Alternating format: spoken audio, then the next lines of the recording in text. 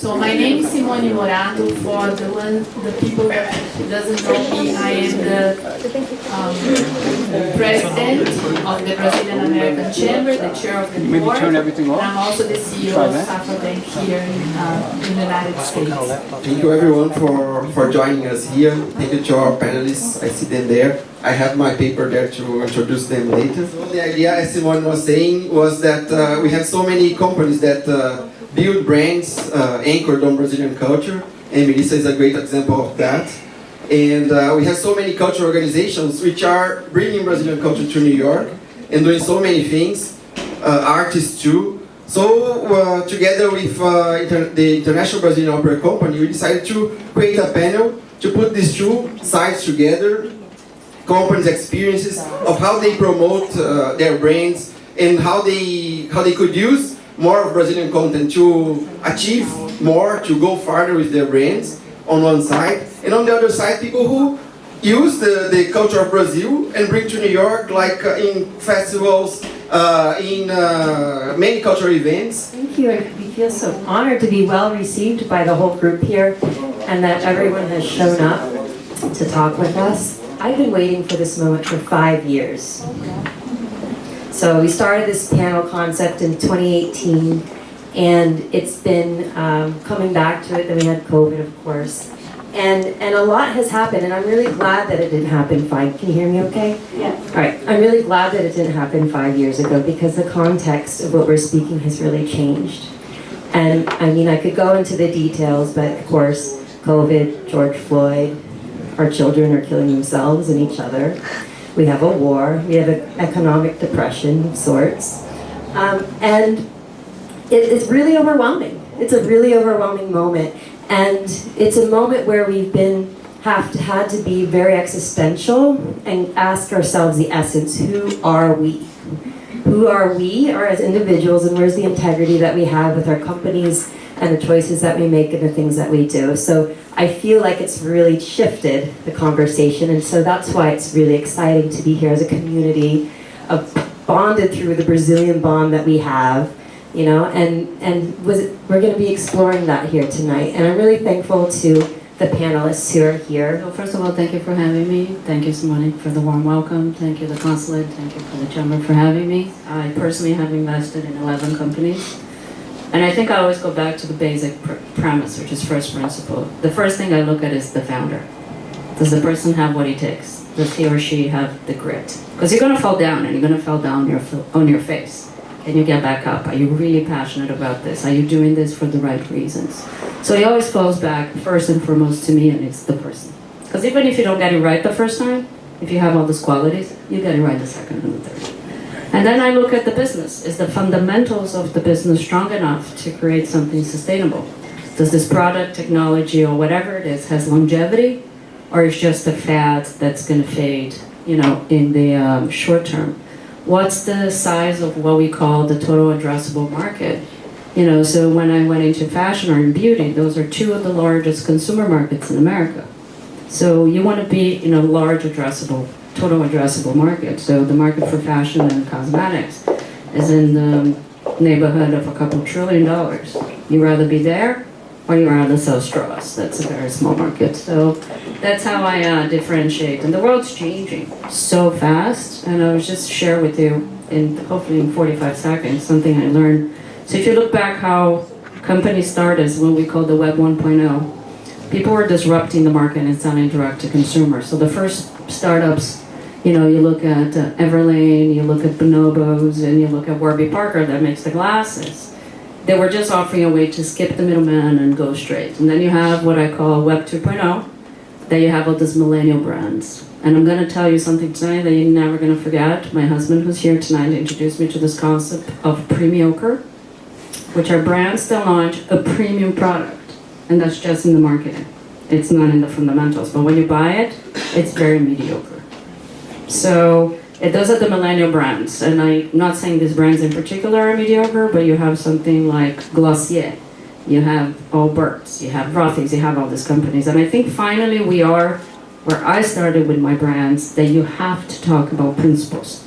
You have to talk about values. You have to talk about community. You have to talk about sustainability. and things. So to summarize, used to be the 4 Ps. Anybody who studied marketing used to be price, product, placement, and promotion. If you took marketing 101 anywhere in the world, it's the 4 Ps. The 4 Ps for me now are partnership. You need to collaborate. You're not in this world alone, nor should you be. So the first P for me, it's not price, not product, not anything. It's partnership, a purpose. What are your values? Why am I working with you? Why do I buy from your company and not from your company? Third P, personalization. But not in terms of making something for me. It's about experimentation. Make it personal to me. And then the last one is your culture, which turns to be your positioning. So I guess I'm a tough investor. What is the marketing value of being a Brazilian brand? And does it set you apart in the American marketplace?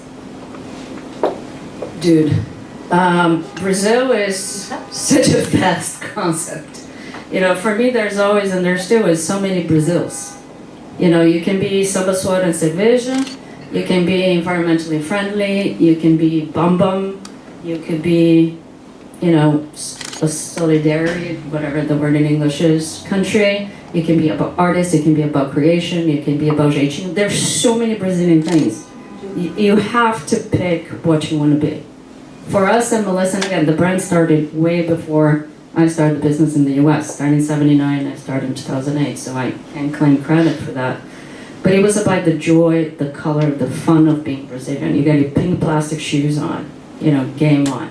Let's grab a beer, right? So we adapted that. I think how we evolved, we became a lot more sustainable. So we started recycling our shoes. We started making shoes out of recycled plastic.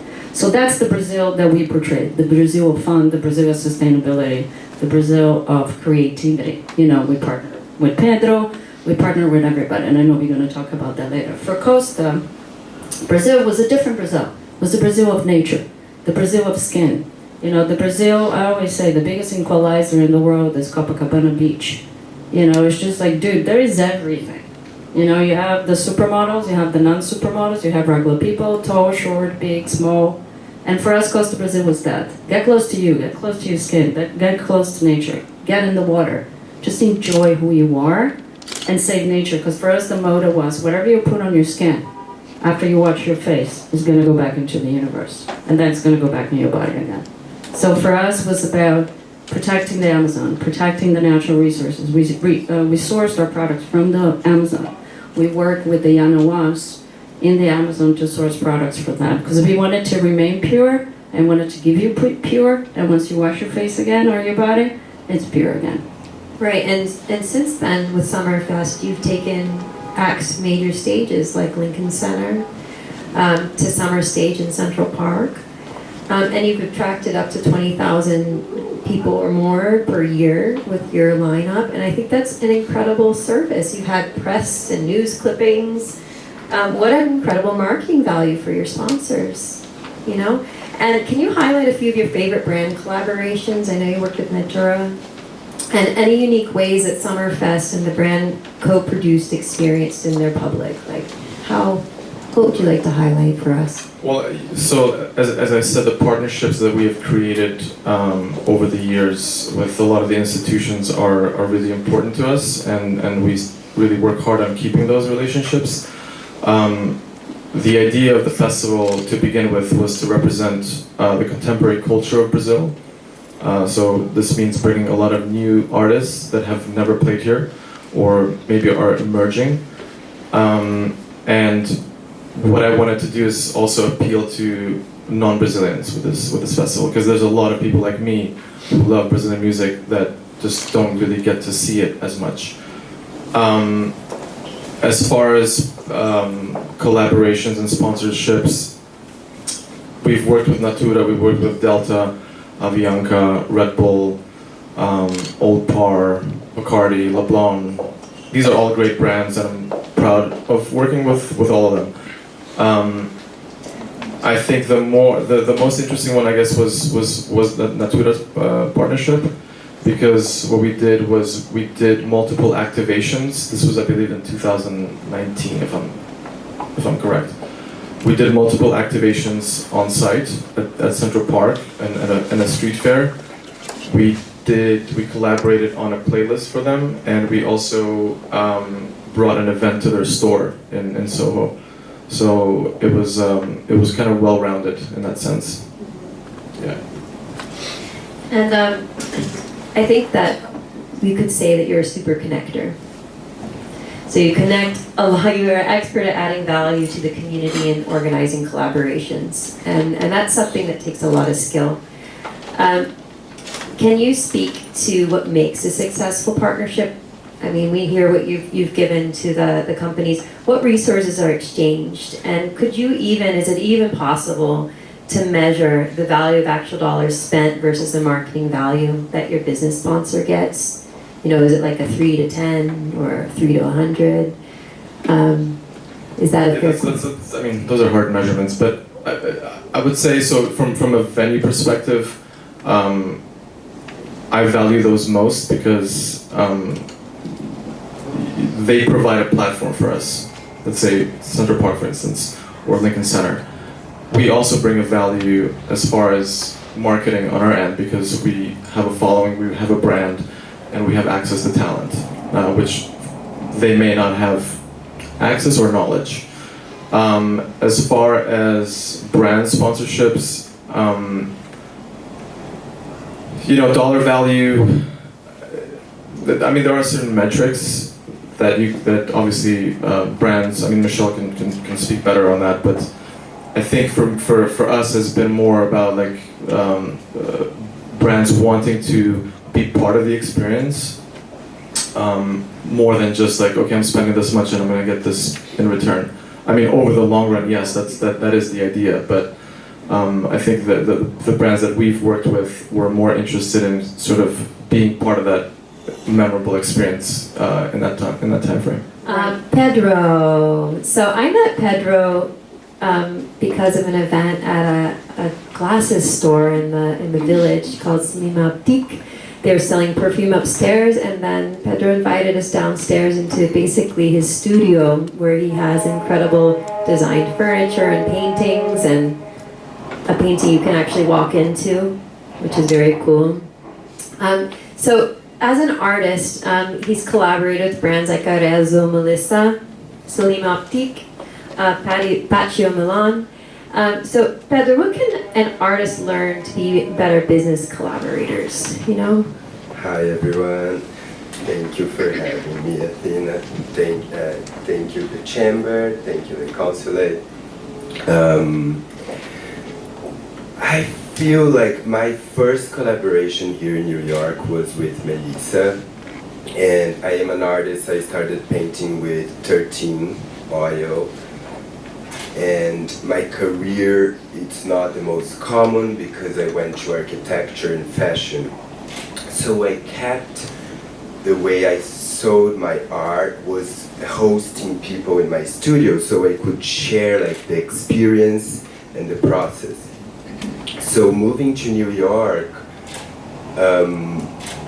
made me bring that experience here, and also I had a very long green card process, immigration process, and what made change my message. So it's when I created I Love Myself. So I had to learn different Pedro.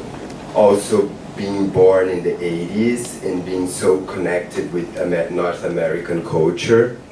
So all of that together, I was here for 5 years working on that project, and Melissa invited me for the collaboration. And I feel this was the same as Athena just said, aligning values. We were at the same point. We were two Brazilians in New York, and passing through the same thing. I was talking about I Love Myself, and was just a little bit before COVID. So this collaboration, I think, was a match because we were both in the same situation, very similar. Similar values, we were talking the same thing, and this video explained better a little bit. And my second collaboration was Lima, that also have a very similar message, she's not Brazilian, but she's Algerian, and she does speak up a lot for LGBT, and for more than that, community authenticity, being authentic, and fighting in New York for her own brand. So I feel like there was a lot of chemistry in both collaborations, and I think this was the key for us to work together. And for the artist side, I think it's very important for you to have clarity of what you want, because it's what the brand needs. They want a lead, like and also like as an artist, a lot of time we don't think about the business part. And what I learned of not having a gallery, of hosting and selling my own work, was to think about that side too. This commitment with the financial part. So I think those 2 points, this commitment with the business and being aware of your message, is very important for the collaborations. And one thing that businesses need, they need content. So that's one thing that you've been very successful at doing with Melissa whenever you were invited to have their studio in their basement and you helped to do their window displays during COVID. And then you went over to Salima Optique and you did another content piece with them that tells both your story and her story together. And again, this goes back to what we mentioned here earlier, which was, for the same budget that you might spend on a really big campaign that's looking at just your brand, you can start illuminating your community and the different artists that work within your community, and the benefits of that are expansive. So we're gonna go ahead and play that video. Can you tell while he's queuing that up? So Selima, the owner of that brand, she came from Paris in the 90s, and she's an optician, and she opened that store. She was a club girl, like she was in parties and she always loved art, and she opened that store by herself in Soho. At the time that was small, like easier, right? And she grew and grew a lot, and in the early 2000s, I think like Paris Hilton said that her store was one of the coolest, and she became very big. But anyways, we were friends besides that. Like, this is a little bit of her story. But in the COVID time, as friends, one day she was complaining to me about the looting on the windows. Like, they broke her window, and it was very sad, and she was very upset about that. And then we did this picnic. I said, okay, let's change the energy, let's do a wallpaper. The wallpaper is an old project that I have, that I started in New York. So I do sketches around the city, and I peel a wall as a diary, so it tells a story. So let's do a picnic, and we put boards, and our friends there reopen the store, and we stay outside. And this was very successful and really changed the energy, like, and business-wise, like talking, was just paper. Of course, I was there, like I invest so much in my art, but I mean, it was just a simple thing, like the video, we spent a little bit of money, but it's about, like, it's the idea, it's like, and we were in the same page, I think. I always admired the artists from that area. So Andy Warhol, Keith Haring, they were my idols, and Selima also, and they were speaking about the same things. So I think aligning things, it's a key for that success. And having like truth behind, because I think people nowadays can see it. And just on that search.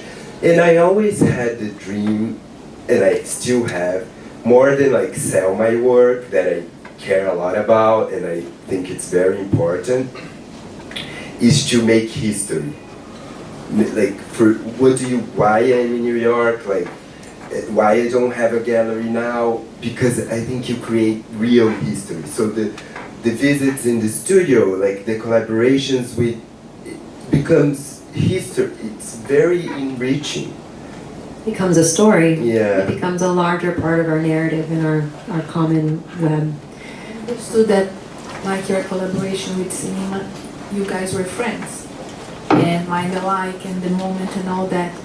But just in general, like the artists find the brand finds the artist. Like, I don't know how happened in Melissa, but in general, do you think the artist would see a brand and identify and say, wow, I would love to do something with them, or the other way around? How you guys connect the business and the artist if you are not friends or not know each other? I do think it's important for the artist to be in a line that it's already, let's say, pop art, like a kind of art that it's supposed to be marketable. Like, you know, like the artist, I'm saying from the artist side. So in my head, I was already creating an art style that it is with the vision to be in the market. So I do think this is important and then energetically they are gonna connect, you know, because the art, it's made for that. I think it's different when a brand have the idea to get an art piece. For example, Gustav Klimt, he painted like many years ago, a brand have, let's do, it's different. I think you're appropriating something. But in my case, I think it's just because my style and a lot of people in my age probably make this kind of artwork that it's ready for market. And when the brand, in Melissa's case, they were studying the market and they found that that self-love was a thing, so we connected. Oh, I guess from the brand side, and again, so impressed with you, so impressed with your work and the way you think. I wish our artists will be prepared for us when we approach them.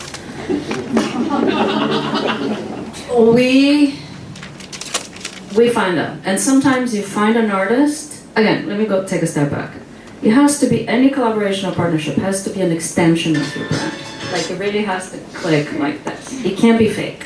Like, I'm not going to do a partnership with White Castle because they sell a lot of burgers and I'm going to get a lot of ice. You know, just not going to happen. So it really has, I'll give you an example. I was looking maybe 5-6 years ago into 3D print. It was something that I was very interested. I was like, oh my God, our company's going down the drain. Everybody's going to have a machine at home and they're going to print a pair of Melissa shoes. That's it. We're done. End of the world. Goodbye. Didn't happen yet. So we found this artist who was really deep into 3D printing. So we went to him and said, imagine the world 15 years from now and create 10-15 shoes that will translate what our brand will be if you're 3D printing at work, because you still need a blueprint to print. So we become a blueprint company, a software company rather than a hardware company, right? And he created this 20 incredible Chilean artist, Sebastian Erasmus, and he created this incredible 20 shoes for us, 3D printed. We had a show, and we had a bunch of stores at the time. I think we traveled him with 3 of Miami stores, but he got it. The moment we spoke to him, he's like, I got this. You know, and he was deep into 3D printing already. And again, he's passed away, I can tell you. We did a collaboration with Karl Lagerfeld. First of all, we didn't make a penny. 2, it was horrible to collaborate because he knew much more than we did. You know, so it's like, no, this is how it's done, honey. I'm like, and you gotta do it, right? We spent a fortune and he did nothing for us. I mean, God has lots of press, but I'm saying from a brand, that was a mistake. You know, because we're coming here like, we need people to notice us, you know, notice me. There's no bigger than Chanel. So let's Chanel this thing. And it didn't work. So it's like, you have to be really, it's got to be so, it's like the symbiosis between the artist and the brand has to be obvious. Like, why didn't I think about that before? For Michelle, on the point that you just mentioned, it's all about execution. You're successful businesswoman is admirable, I assume for everyone here. And from what you shared, it seems like you transitioned from having your 8 to 5 to being a businesswoman, to being an entrepreneur. And from all that you shared with us tonight about what marketing is for you now by your experience and not by what you're taught in. I'm sorry, I look at your LinkedIn profile and you have a brilliant profile where you studied and at USP and Harvard and everything. And I was just wondering if you can share a few words for people that are in that position right now where you were before, having your 8 to 5 and wanting to become an entrepreneur. You have a few ideas in your mind that you think could be successful, but you don't know if they could work. And at the end of the day, it's all about execution. If you don't act on it, someone else will act and you'll be like, all right, maybe I missed the boat or something. Thank you for the question and the kind words. Thank I'll give you you. my usual question, but since I'm a mentor now, I have to tone it down a bit. I was like, let's just do it. But I'm not going to say that. I'm going to plug in a man who I've known for many years, and he really transformed my life. He wrote this book called The 10% Entrepreneur. And I can put to the chamber that they can send the email to you. His name is Patrick McGinnis. And basically what he says, some people cannot afford to leave their 8 to 5 job and just go like, Michelle told me to do it, I'm going to do it. No, Michelle's not going to pay your bills. You got to figure out how you're going to take care of yourself physically, emotionally, and financially, because entrepreneurship is really hard. So what he says in the book is start dedicating 10% of your resources, and they can be time, connections, money, to the thing that you think you're going to do. Start, my friend wanted to start a winery. She's never been to one. So she started meeting, she's like, I guess drinking wine was enough to open a winery. So she started going to wineries. She started going to wine, trade shows. She really started investing 10% of her time until she was at a semi-advanced position that taking the jump was not a jump into the unknown.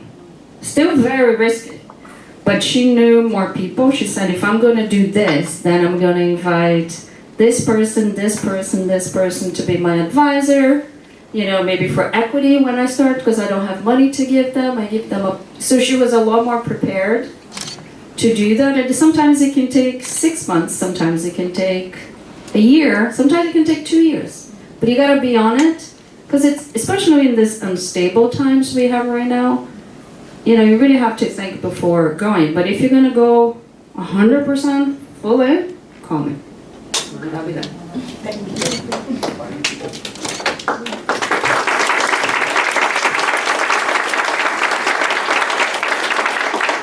The treat, Michelle and Pedro. And thank you, everyone. So we have a little cocktail hour now, or I don't know, until 7:30 we have the space.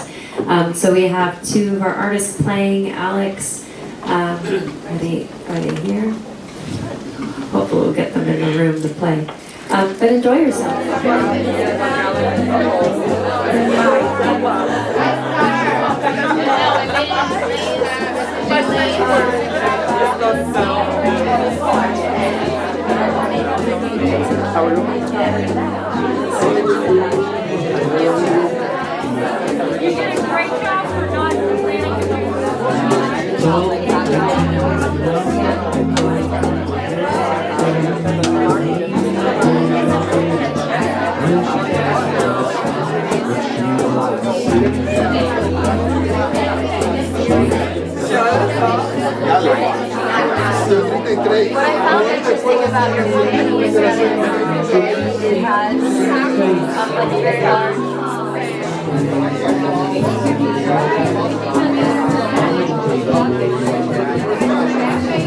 Thank you.